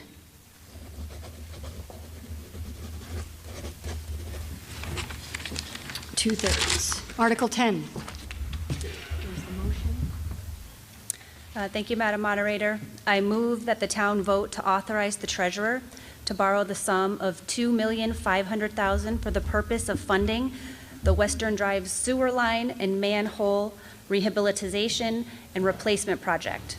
And to meet this appropriation, the treasurer, with the approval of the select board, is authorized to borrow said amount under and pursuant to General Law, Chapter 44, Sections 7 and 8, or pursuant to any other enabling authority, and to issue bonds or notes of the town, and to be repaid in first instance from sewer system charges. Second. Motion's been made and seconded. You may speak to it. This project fits within the DPW capital replacement plan for sewer. The town is in the process of completing a sewer main replacement capital plan. Additionally, the DPW's current objective is to predecessor's project for water, sewer, and stormwater prior to road paving. This area of town is currently in need of pavement upgrades. Sewer mains included are Western Drive, Severn Drive, Hillcrest Ave, Warwick Street, Sterling Street, Claremont Street, Windsor Place, Field Road, Wildflower Lane, Pleasant View Ave, and Pleasant View Ave. The town will continue to incur costs for the emergency water sewer line repairs, as well as the additional cost of asphalt road patching. There would be no additional cost for this project within the estimated life of 50 years. Finance Committee recommendation is... Finance Committee recommends Article 10. Thank you. Further discussion?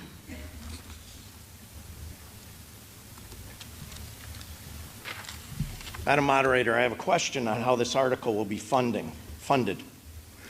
On May 13th, 2025, the town meeting approved the water and sewer budgets as part of the overall appropriation of the town budget.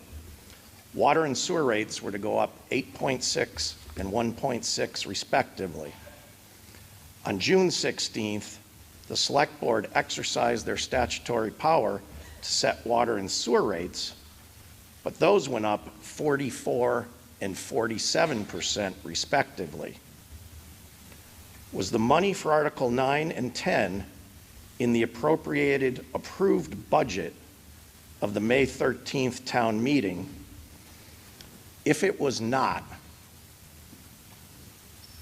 how could the fiscal year 2026 water and sewer rates have gone up in excess of the approved and appropriated budget when the Select Board water and sewer policy state, as well as Section 52. Mr. Shea, if you could get to the... Yes. If you could get to a question on this article, you're asking about something that happened, Yes. a previous vote. No, I'm asking how this article will be funded. How it will be funded. If it was in the water and sewer budget that was approved at town meeting when water and sewer rates were going to go up by 8.6% and 1.6%, and they went up by over 45%. How did that happen? So number one, was this in the May town meeting approved budget, which I believe is the only way it can go into water rates? And if not, how did this happen? Mr. Levine. Town meeting sets the budget, not the rates. The Select Board, as acting as water and sewer commissioners, set the rates. They are separate processes. Can I follow up? One follow-up, Madam Moderator. Yes. The Select Board policy, as well as Mass General Law, Chapter 44, Section 53F and 1/2, says that said mayor or other executive authorities are to base the water rates that are set upon the approved budget. So the water and sewer commissioners can set rates. No, this is not relevant to the question. But those rates need to be based upon a budget. The Select Board cannot change the budget that's approved by the town. We approve the budget. Mr. Shea, the question is to authorize the treasurer to borrow a sum of money, $2 million, $2,500,000. So that is the question. We're not discussing other matters. Is out of order, sir.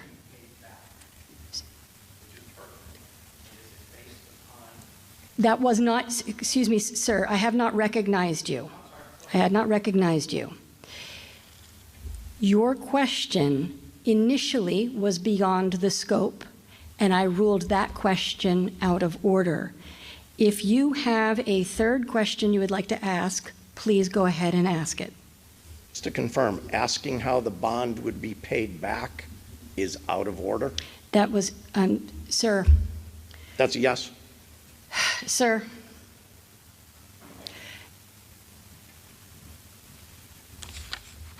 Any further discussion?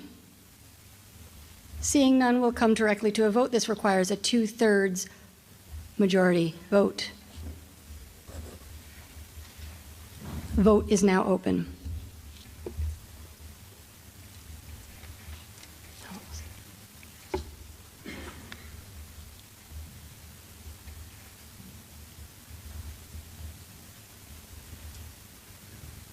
Five seconds left.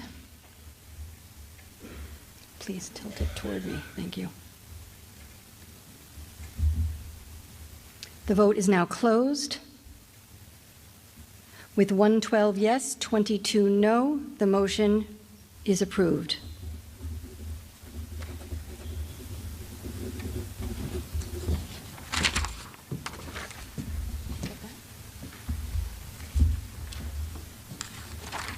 Article 11, Ms. Maynard DeWolf. Thank you. I move that the town vote to authorize the treasurer to borrow the sum of $1,500,000 for the purpose of implementing water meter replacements. And to meet this appropriation, the treasurer, with the approval of the select board, is authorized to borrow said amount under and pursuant to General Law, Chapter 44, Sections 7 and 8. Or pursuant to any other enabling authority, and to issue bonds or notes of the town, and to be repaid in first instance from the water system charges. Second. Motion's been made and seconded. You may speak to this.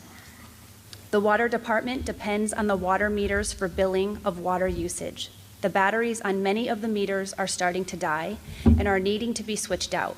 The department is already stretched thin, and doing these change-outs internally is a great burden to other day-to-day operations. Water bills need to be estimated when the meter is no longer sending the radio read. New meters have an estimated life of 10 years. New meters will be replaced with cell units, so the department will no longer need to do drive-by reads, and residents may monitor their meters online for leaks. Finance Committee recommends Article 11. Thank you. Further discussion? Kurt Friedman, 24 Ridge. I strongly support this article. Having accurate meter reading is not only important for revenue for the water and also the sewer department, but it also provides good feedback to all the customers so they know what their consumption is, so they can properly judge their water use or know if they have a problem like a leak in a pipe or a leak in a toilet. So if you get an estimated bill, you can get a pretty evil catch-up bill. So it's really important that they be accurate at all times, and it's a very good engineering standard. I support this. Further discussion, please. Larry Stardy, 1 Williamsburg Drive. I chaired the Water and Sewer Study Commission a little more than 10 years ago. But some of you may remember that prior to the current meters, we had people walking up to the meter to read it. We recommended replacing those meters with the readable meters where you can drive down the street, but the technology has sufficiently improved and the old meters are running out. That's to be expected. They have about a 10-year life. We're at the end of that period. We need to do this. I very strongly support this, and the technology increase or advancement will make it that much better for our billing system to be able to grab it and give us the correct billing numbers. So I fully support this. Thank you. Further discussion, or we'll come right to a vote? We'll come right to a vote. This requires a 2/3 vote to be approved. The vote is now open.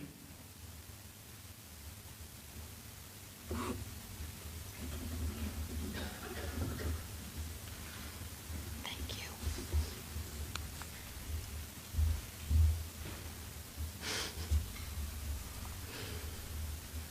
5 seconds left. And the vote is now closed. With 114 yes, 7 no, the motion is approved.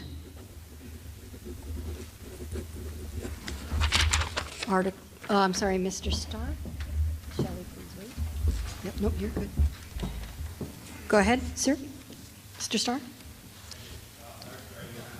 Well, hold on. Larry Starr, 81 Williamsburg Drive. I move that Articles 12, 13, 14, 15, and 16 be adopted as a consent agenda. Second.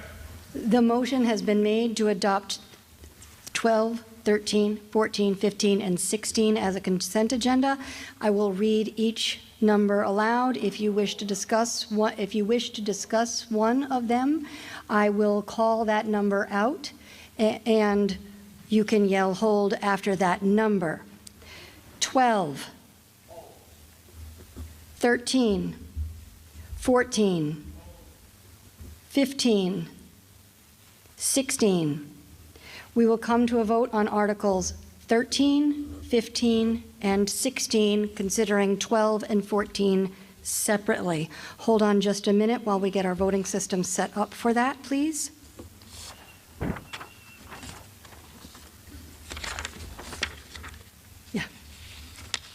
And this requires a majority vote once it's set up. 13, 15, 16. You ready? The vote is now open.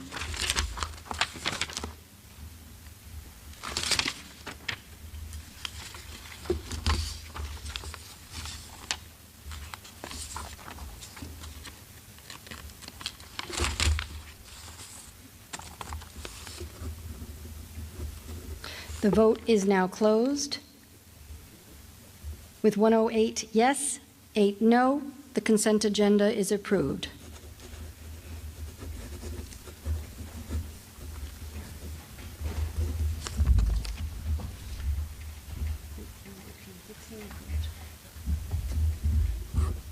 We will now return to Article 12. Ms. Maynard DeWolf. Thank you, Madam Moderator. I move that the town vote to transfer from available funds in the Treasury the sum of $400,000 for the purpose of supplementing funding for the demolition of the old Department of Public Works facility. Second. Motion's been made and seconded. You may speak to it. The Department of Public Works new facility construction account had a reserve funds set aside for demolition of the old facility on Pondside Road. Current estimates for demolition are over $1 million, which exceeds the funds set aside. The new facility on DeWitt Road was the subject of litigation regarding the eminent domain taking of the property and the site cleanup costs. The lawsuit settled in late 2024, and the town received $400,000 as part of the settlement agreement. This article would transfer the settlement agreement funds to the general fund to be used toward the demolition of the old facility. Finance Committee recommends Article 12. Thank you. Any further discussion on Article 12's motion? In the interest of time, Tom Shea. Tom Shea, 81 Green Meadow. In the interest of time, I'll dispense with the background and thank you for hopefully adding one of the things I had asked for. Can you confirm or correct for me, the town sued for $4.7 million, the former owner. The town has spent approximately $1 million in legal fees for a total of $5.7 million out of pocket, and we've settled for $400,000. Sir, that's history? Sorry? We're talking about transferring funds for the demolition of the old Department of Works facility. Yes. And this is pertinent to that because this is how we got the money and what we're going to do with it. So can anyone confirm those numbers and how we ended up with $400,000? I'm not going to allow that question. Okay. You second? Yep. I'm sorry? Go ahead. So I believe this may have been mentioned, but two things.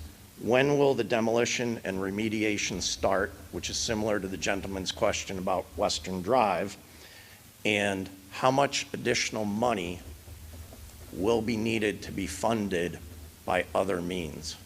Thank you. Ms. Simmons. So late October, there were several submittals to Mass DEP, Solid Waste Bureau, including a minor post-closure use application and major modification of landfill application and corrective action design plans. We then needed to revise and resubmit to Mass DEP as a result of the Massachusetts Environmental Policy Act and notice of intent review processes. Additional filings were made in September and October to the Long Meadow Conservation Commission based on conditions put forward in an order of conditions. At this time, all regulatory filings have been submitted and we're waiting for Mass DEP review. There have been some personnel changes at Mass DEP, which we believe is leading to some of these long timelines. But the the consultant that we're working with is optimistic that we're going to have regulatory approvals in place by the end of January, and then they'll be able to advertise the project in February of 2026. To the second question regarding cost, The most recent opinion of costs for the project were $2.6 million, which includes improvements to the building portion that will remain for the grounds facility, which is at the southern end of the parcel, closer towards the recycling center. That piece of that project is roughly $700,000. So the bulk of the cost relates to the demolition. And lastly, oh no, sorry, I'm good. I'm gonna ask for the next speaker, please. I don't think the second part of my question was answered. I stated at the beginning of the meeting that if your questions are not fully answered, you can take that into consideration as you vote. At the green microphone, please.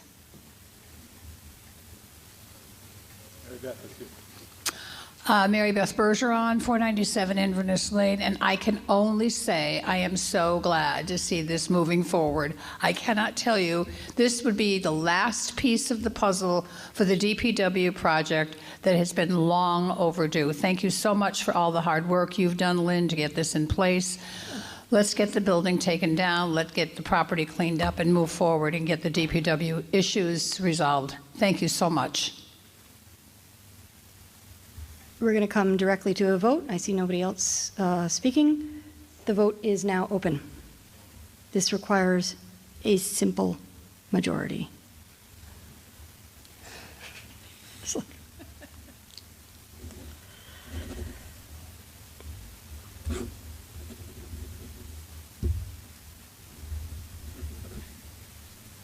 The vote is now closed.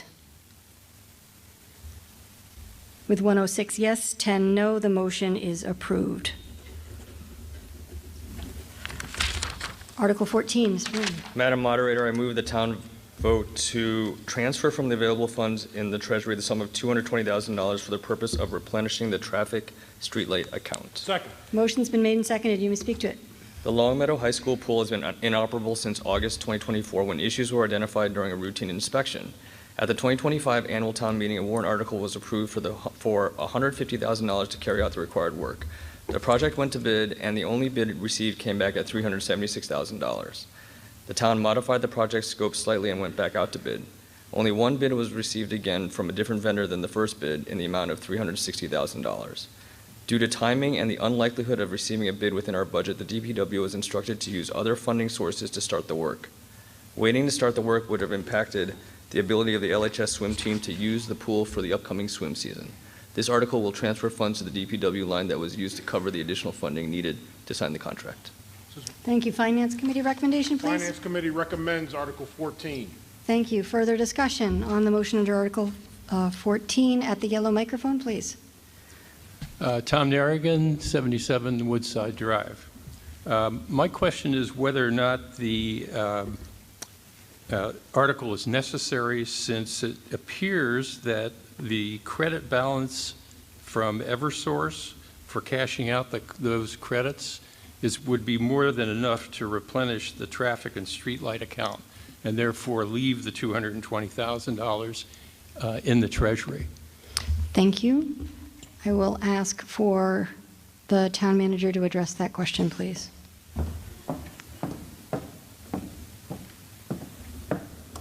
We've spent considerable amount of time over the last few meetings with the select board discussing the net metering credits and where they reside right now. And so it's somewhat complicated.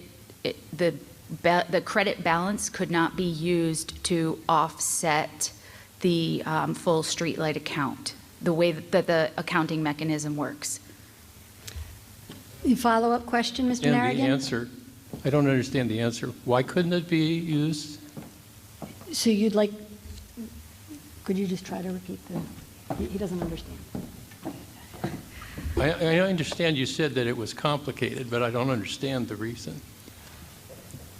Oh, sorry. So the net metering credits that currently exist on our streetlight account don't mean that we have an excess of $220,000 in the streetlight operating budget. It covers more than just streetlights. It covers all of the traffic lights in town. It covers the contract that we have with the company that maintains our streetlights or repairs our traffic lights. So it's not just the electricity bill. But the question is, why can't the Eversource money that's being paid for the credits be used to replenish this fund? If you have an answer, that's the last question, sir. Go ahead. So it could be next year. If we were to accept the cash out of the net metering credits, as Eversource has committed to doing, it would come in as a general fund receipt and would be eligible to be appropriated or transferred at the next fall town meeting. Any further discussion on the motion under Article 14? Seeing none, we'll come directly to a vote. This requires a simple majority. The vote is now open.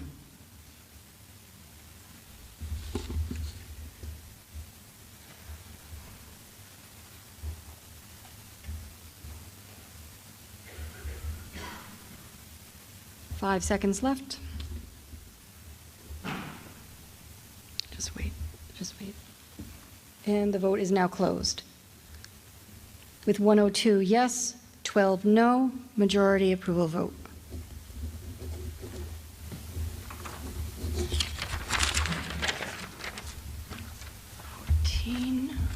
Article 17, Mr. Zwerko. Madam Moderator, I move that the town vote to authorize the Select Board to acquire the following land parcels and/or rights in land parcels for the purpose of obtaining a secure and public right-of-way. This will allow the construction and roadway safety improvements under a project known as Long Meadow Resurfacing and related work on Long Meadow Street, Route 5, Phase 1, Mass DOT project number 6122571 in the town of Long Meadow, Hampden County, the project. There's 10 temporary easement parcels amounting in 2,643 square feet. 643? Yep, I'm sorry. I want to make sure I heard it correctly. Yep. And there's one permanent easement totaling 752 square feet. Further, that the Select Board may acquire these parcels or modification of these parcels or other required parcels through all legal means, including without limitation, donations, purchases, and eminent domain condemnation. The subject parcels are currently identified on plans drafted by VHB titled Long Meadow Street, Route 5, preliminary right-of-way, 25% submission. And further, to see if the town will vote to appropriate from available funds in the Treasury the sum of $500,000 for the purpose of final design, title search, appraisals, compensation, and associated costs to complete the final design and to defray any associated right-of-way expenses connected with the project. Second. Motion's been made and seconded. You may speak to it. The Long Meadow Street resurfacing and related work, Phase 1 project, also known as Mass DOT number 612257, has advanced to the 75% design phase. The project length is 1.46 miles, and it begins on the southern section at Crescent Road, northern intersection with Route 5, and extends north to Ellington Street. The project will make significant traffic, pedestrian, and signalization improvements along this critical corridor. The 75% design phase included detailed right-of-way plans that trigger the Mass DOT acquisition procedures for property easements and taking. To that end, a programmatic process for title examination, appraisals, and compensation needs to be undertaken with legal guidance to proceed toward final design and advertisement. This article is an initial step in the process for ROW certification from Mass DOT. Finance Committee recommends Article 17. Any further discussion? Seeing none, we'll come directly to a vote. This requires a 2/3 vote. And the vote is now open.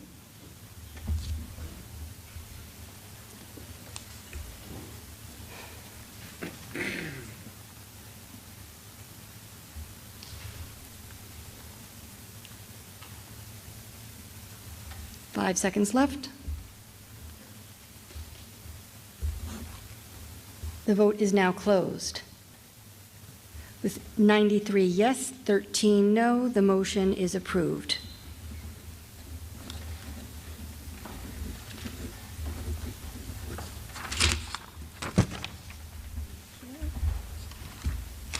Mr. Starr? Thank you. Larry Starr, 81 Williamsburg Drive. Madam Moderator, I move that Articles 18 and 19 be adopted as a consent agenda. Second. All right, we will consider Articles 18 and 19, hold one of them, and we'll consider it separately. 18, 19. We'll consider them together. This requires a majority vote. The vote is now open.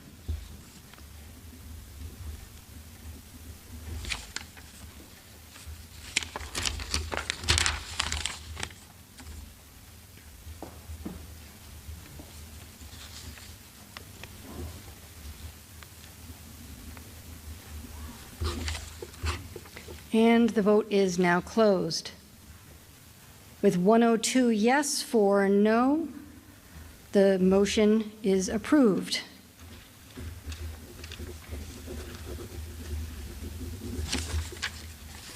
I shall now entertain a motion to dissolve the special town meeting. Motion has been made and seconded. We're going to do a voice vote on this one. All those in favor say aye. All those opposed say no.